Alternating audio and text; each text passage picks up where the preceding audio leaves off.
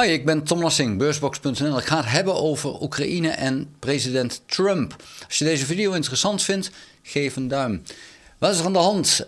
Trump die heeft een nieuw voorstel gedaan aan Oekraïne. Nadat zijn eerdere voorstel om een fonds te creëren dat 500 miljard waard is, werd afgewezen door Oekraïne. Waarom werd het afgewezen? Nou, Oekraïne heeft onder Biden een heleboel hulp gekregen. Ongeveer zo'n 138 miljard aan waarde. Daarvan is nog lang niet alles ook daadwerkelijk verstrekt. Want die hulp zou tot en met 2026 verstrekt worden. Maar Trump vond het nodig om 500 miljard als genoegdoening te vragen. En ja, wat dat betekende is dat zowel Zelensky, maar ook alle andere partners zagen dat je Trump niet kan vertrouwen. Die doet maar wat. En ja, dit is zo onwaarschijnlijk slecht wat hij hier heeft gedaan. Daar zijn geen woorden voor. Zelensky heeft dat geweigerd. Heeft die man die het gebracht heeft, dat eerste voorstel, heeft hij de zaal uitgeschreeuwd.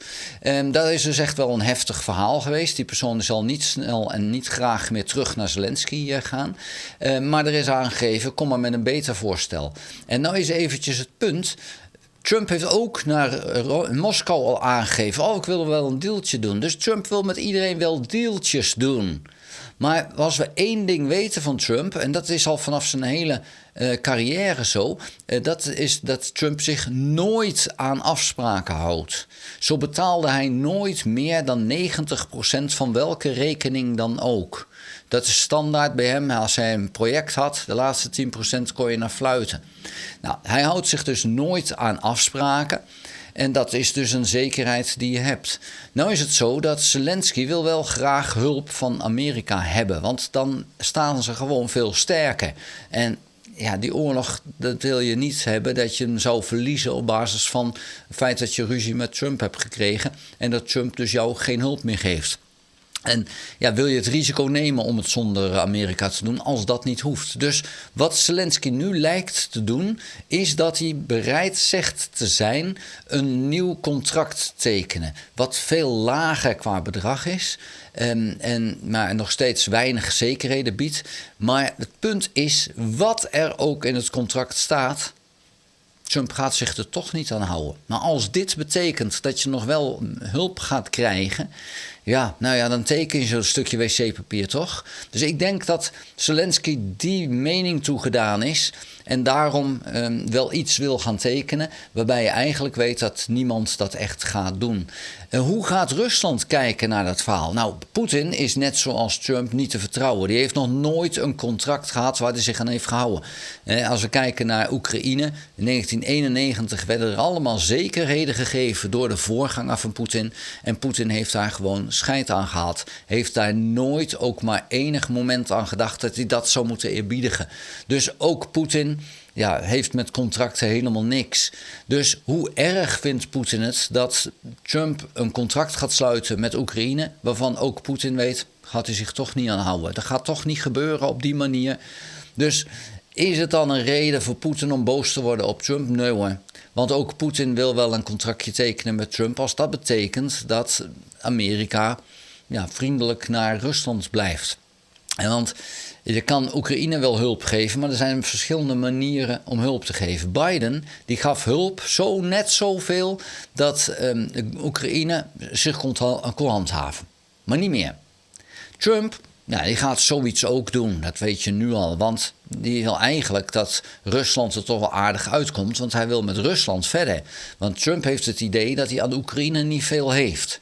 Maar met Rusland wil hij verder, want hij denkt dat hij aan Rusland meer heeft. Ik heb geen idee waarom en wat er dan speelt bij Trump. Trump is natuurlijk groot geworden door Russisch maffiageld. Of dat nog steeds belangrijk voor Trump is, ik heb geen idee. Maar Rusland en Trump, dat ligt elkaar lekker. Dus wat wil Zelensky dan en hoe gaat het eruit zien? Ik denk dat Zelensky dus nu even paait. En misschien nog niet tekent, misschien wel tekent. Maar wat er ook wordt getekend, het maakt niet zo heel veel uit. Maar hij wil paaien, want die oorlog is toch belangrijk. Rusland loopt nu op haar laatste benen. En het zou wat zonde zijn als je net voor de finish de wedstrijd stopt. Dus in die zin, het kan niet slechter gaan voor Oekraïne op dit moment. Dus het kan alleen maar beter worden voor Oekraïne. Daar komt het eigenlijk op neer. Bij 2 fronten, waaronder Pokrovsk, is Oekraïne nu de bovenliggende partij aan het worden. En Pokrovsk is eigenlijk op dit moment het belangrijkste front wat er nu ligt. En daar beginnen ze de bovenliggende partij te worden. Dus het lijkt erop dat Oekraïne haar zaakjes beter voor elkaar krijgt. Als dan ook nog een keer wat hulp uit Amerika komt, kan dat alleen maar helpen. Dus die oorlog die is voorlopig nog niet voorbij. En ik verwacht niet dat Zelensky, maar ook Poetin, snel akkoord zullen gaan met een akkoord waar niemand blij mee is. Nou denk ik dat Poetin eerder zal zeggen, oh ja, dat wil ik wel. Want Poetin is nu heel erg hard aan het hopen op een wapenstilstand, want dan kan hij zich herbewapenen. Maar Zelensky weet dat. En ik kan me niet indenken dat Zelensky daarin zal trappen. Maar ja, het gaat nog wel eventjes duren voordat er serieuze vredesbesprekingen zijn. Want vooralsnog zijn het alleen besprekingen tussen de VS en Rusland. Ja, sorry hoor, maar daar komt dus geen vrede van. Want als er een vrede moet komen, dan zal Oekraïne ermee akkoord moeten gaan. En als die niet eens gesprekspartner is, dan zijn die gesprekken wat mij betreft compleet zinloos. Maar ook daarvoor geldt, laat dat maar lekker duren en duren.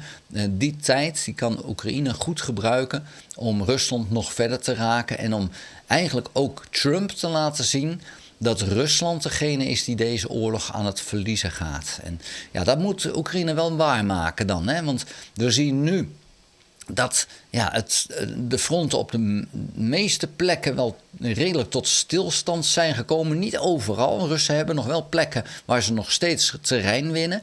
Maar de belangrijkste 2 fronten, daar zie je nu dat Oekraïne het momentum overneemt. Als ze dat kunnen doorzetten, dat moet maar blijken, ja, dan wordt het verhaal toch iets anders. Trump houdt van winnaars.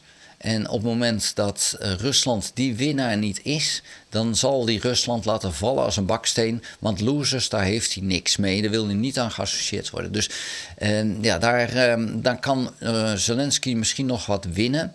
Maar hoe dan ook, Poetin heeft het wel makkelijker bij Trump. Omdat Poetin natuurlijk zichzelf ook heel goed weet te presenteren als het grote mannetje. Het alfa-mannetje. En daar houdt Trump wel van. Zelensky is wat dat betreft ja, niet ideaal voor een man als Trump. Want Trump houdt gewoon van mensen die zelfverzekerd overkomen en macht uitstralen. En dat doet Zelensky in feite niet. Die is daar wat terughoudender in en kleedt zich ook nu tijdens de oorlog constant in het groen. En dat kleedt niet zo mooi af. En dat is toch iets waar Trump toch wel gevoelig voor is. Daar wil ik het bij laten. Vond je deze video interessant? Geef een duim. Heb je nog geen abonnement op dit kanaal? Abonneer je dan. Druk dan ook op het belletje. Krijg je notificaties als ik een volgende video gemaakt heb. Ga ook naar www.beursbox.nl en schrijf daarin op de gratis nieuwsbrief. Dank voor het kijken. Houdoe.